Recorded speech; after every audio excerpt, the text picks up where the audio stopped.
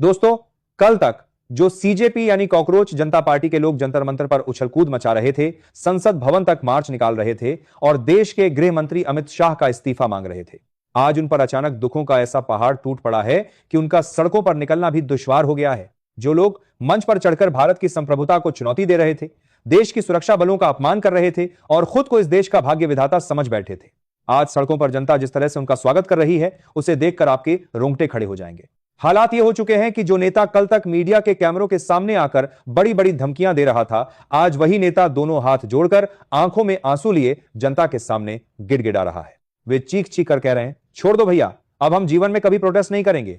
लेकिन देश की जागरूक और राष्ट्रभक्त जनता अब इतनी आसानी से झांसे में आने वाली नहीं है। दिल्ली के कोने कोने से लेकर सोशल मीडिया के प्लेटफॉर्म्स तक लोग इनका ऐसा करारा हिसाब किताब कर रहे हैं कि इनके विदेशी आकाओं के भी पसीने छूट गए हैं। दोस्तों, जिस अमित शाह के इस्तीफे की कल तक ये लोग शेखी बघार रहे थे, अब वही अमित शाह खुद मैदान में उतर चुके हैं। जिस नेता ने दशकों से देश की जड़ों को खोखला कर रहे माओवाद और आतंकवाद को खत्म करके रख दिया, भला ये अराजक तत्व उनके सामने किस खेत की मूली हैं? दिल्ली से आ रहे नए रुझान साफ बता रहे हैं कि जैसे ही गृह मंत्रालय का आदेश जारी हुआ, जंतर मंतर की पूरी तस्वीर मिनटों में बदल गई। भीड़ जुटाकर 24 घंटे का अल्टीमेटम देने वालों की हवा कुछ ही घंटों में निकल गई। आखिर अमित शाह ने ऐसा कौन सा कानूनी और प्रशासनिक पासा फेंका है जिससे सीजेपी का पूरा सिंडिकेट बिखर गया?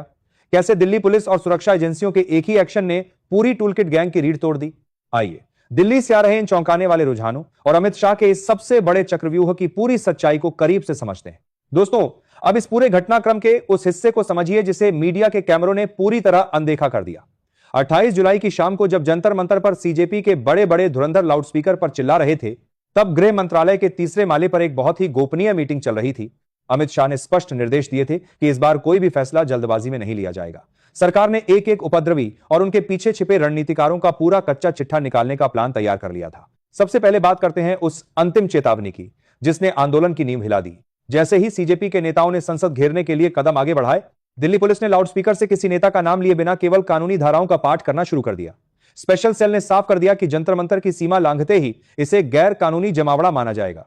इसका असर यह हुआ कि जो भीड़ केवल फोटो खिंचवाने और रील्स बनाने आई थी, उसे समझ आ गया कि इस बार मामला सिर्फ जमानत का नहीं बल्कि सीधे करियर और पासपोर्ट जब्त होने का है।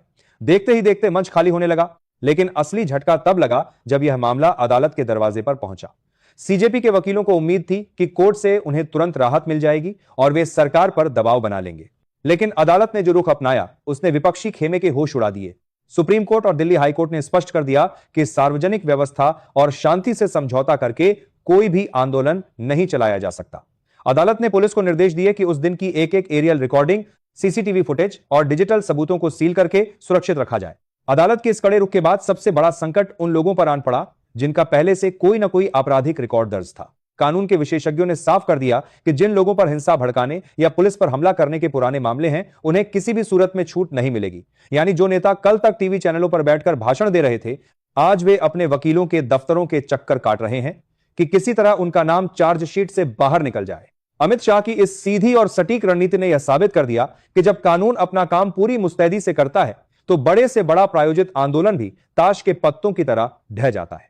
दोस्तों, आगे की सच्चाई और उस पूरे सीक्रेट प्लान का खुलासा सुनने से पहले अगर आपको भी लगता है कि हमारी वीर सेना का अपमान करने वालों और देश में अस्थिरता फैलाने वालों पर यह सख्त कानूनी कार्रवाई 100% सही है, तो इस वीडियो को अभी के अभी एक लाइक जरूर कर दीजिए। और अगर आप भी देश की सुरक्षा, कानून और कूटनीति से जुड़ी ऐसी ही निडर और सच्ची रिपोर्ट सबसे पहले देखना चाहते हैं, तो नीचे दिए गए लाल बटन को दबाकर चैनल को तुरंत सब्सक्राइब कर लीजिए और बेल आइकॉन को ऑल पर सेट कर लीजिए। आप गृहमंत्री अमित शाह के इस कड़े आदेश और दिल्ली से आ रहे इन नए रुझानों पर क्या सोचते हैं? नीचे कमेंट बॉक्स में अपनी राय जरूर बताइए और अपनी राष्ट्रभक्ति का परिचय देते हुए कमेंट में जय हिंद जरूर लिखिए। अब चलिए चलते हैं इस पूरी कहानी के उस सबसे बड़े खुलासे की तरफ कि कैसे इन रील्स मेकर्स और आयोजकों का असली चेहरा देश के सामने बेनकाब हुआ। लेकिन असली कहानी तो जंतर मंतर खाली होने के बाद शुरू हुई। सड़कों पर सन्नाटा छाते ही गृह मंत्रालय की साइबर विंग और I4C की टीमों ने पर्दे के पीछे का असली ऑपरेशन लॉन्च कर दिया। जब डिजिटल एक्सपर्ट्स ने जंतर मंतर पर भीड़ जुटाने वाले हैशटैग्स और सोशल मीडिया पोस्ट की पड़ताल की, तो ऐसे आंकड़े सामने आए जिसने सुरक्षा एजेंसियों को भी सतर्क कर दिया। जांच में खुलासा हुआ कि प्रोटेस्ट का अल्टीमेटम जारी होने से ठीक कुछ घंटे पहले इंटरनेट पर अचानक हजारों नए और संदेहास्पद खाते एक्टिव किए गए थे। इन खातों का इस्तेमाल एक ही समय पर एक जैसा कंटेंट फैलाने और देश में अशांति का फर्जी माहौल बनाने के लिए किया जा रहा था। और जब इन डिजिटल निशानों को ट्रेस किया गया तो इनमें से अधिकांश सर्वर देश की सरहदों से बाहर संदिग्ध विदेशी ठिकानों से जुड़े पाए गए। यानी भारत की सड़कों पर हंगामा खड़ा करने की पटकथा किसी और देश में बैठकर लिखी जा रही थी। डिजिटल जालसाजी के साथ साथ गृह मंत्रालय ने वित्तीय मोर्चे पर भी करारा प्रहार किया है।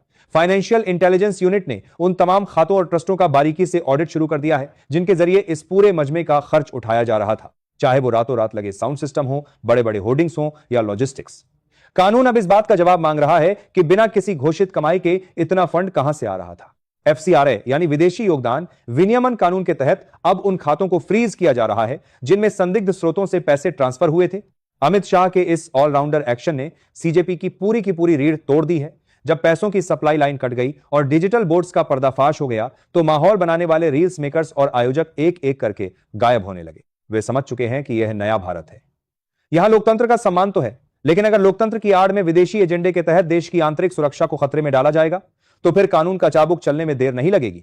दोस्तों, अमित शाह और गृह मंत्रालय के इस अभूतपूर्व प्रशासनिक कदम ने न सिर्फ दिल्ली की सड़कों पर शांति बहाल की है, बल्कि देश की जड़ों को दीमक की तरह चाटने वाली अराजक शक्तियों को भी बहुत बड़ा सबक सिखाया है। जंतर मंतर पर घटित पूरे घटनाक्रम और उसके बाद दिल्ली से आ रहे नए रुझानों ने यह साबित कर दिया है कि संविधान और कानून का शासन किसी भी राजनीतिक हित या प्रायोजित आंदोलन से कहीं ऊपर है। जो सीजेपी यानी कॉकरोच जनता पार्टी के रणनीतिकार यह सोच रहे थे कि वे मीडिया में सहानुभूति का माहौल बनाकर या फर्जी जन समर्थन का भ्रम पैदा करके भारत की व्यवस्था को बंधक बना लेंगे, आज उनके सभी दावों की हवा निकल चुकी है। जब हम हालिया राजनीतिक इतिहास और देश की प्रशासनिक व्यवस्था का निष्पक्ष विश्लेषण करते हैं तो एक बहुत ही महत्वपूर्ण सच सामने आता है। लोकतांत्रिक अधिकारों की आड़ में जब जब व्यवस्था को चुनौती दी गई तब तब अलग अलग राज्यों के प्रशासनों ने कड़े कदम उठाए हैं। चाहे वह साल 2022 में महाराष्ट्र का मामला रहा हो, 2012 में पश्चिम बंगाल में की गई पुलिस कार्रवाई हो, या फिर पंजाब और तमिलनाडु में सोशल मीडिया उपद्रवियों पर दर्ज आपराधिक मामले हो, कानून व्यवस्था बनाए रखना हर जिम्मेदार सरकार की पहली प्राथमिकता होती है। लेकिन अफसोस की बात यह है कि जो राजनीतिक दल अन्य राज्यों में प्रशासनिक सख्ती का समर्थन करते थे, आज वही दल जब केंद्र सरकार और दिल्ली पुलिस को देश की राजधानी में शांति व्यवस्था बनाए रखने के लिए सख्त कदम उठाते देखते हैं तो इसे एक अलग चश्मे से देखने की कोशिश करते हैं। लेकिन जनता सब जानती है, जब जंतर मंतर पर कवरेज कर रहे निष्पक्ष पत्रकारों और महिला मीडिया कर्मियों के साथ अभद्र व्यवहार किया गया, तब देश की राष्ट्रभक्त जनता का रुख पूरी तरह साफ हो गया। लोकतंत्र में शांतिपूर्ण विरोध दर्ज कराना सबका अधिकार है, लेकिन मीडिया, सेना और सुरक्षा बलों का अपमान करना किसी भी स्थिति में स्वीकार्य नहीं हो सकता। इसी का नतीजा है कि जो डिजिटल क्रिएटर्स और रील्स मेकर्स कल तक सोशल मीडिया पर राष्ट्रीय सुरक्षा बलों के खिलाफ भड़काऊ बयानबाजी कर रहे थे, आज कानूनी नोटिस हाथ में आते ही हाथ जोड़कर माफी मांगते फिर रहे हैं। कई क्रिएटर्स ने खुद वीडियो जारी करके स्वीकार किया है कि वे पूरी जानकारी के बिना इस प्रायोजित टूलकिट का हिस्सा बन गए थे। जांच के दूसरे चरण में जिस तरह से साइबर सर्विलांस और एफसीआरए नियमों के तहत संदिग्ध फंडिंग नेटवर्क पर नकेल कसी गई है, उसने इस पूरे आंदोलन का असली मुखौटा उतार दिया है। गृह मंत्रालय की सीधी निगरानी का सीधा संदेश यही था कि सरकार अब सिर्फ सतही तौर पर स्थिति को नहीं संभालेगी, बल्कि देश को अस्थिर करने वाले विदेशी और घरेलू नेटवर्क की जड़ों पर प्रहार करेगी। जब प्रायोजित फंड्स का रास्ता बंद होता है और कानून का निष्पक्ष शिकंजा कसता है तो ऐसे नकली आंदोलन ताश के पत्तों की तरह बिखर जाते हैं। आज का नया भारत अपने लोकतांत्रिक मूल्यों के प्रति जितना संवेदनशील है, अपनी राष्ट्रीय सुरक्षा और संप्रभुता को लेकर उतना ही कड़ा और सजग भी है।